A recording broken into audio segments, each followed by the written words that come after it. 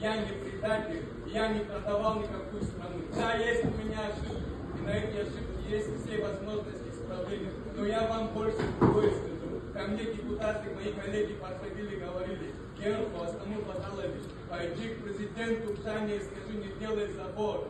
И более того, мои депутаты, коллеги тоже против были. И я официально вам говорю, что и Бадра Гумба тоже был против этого.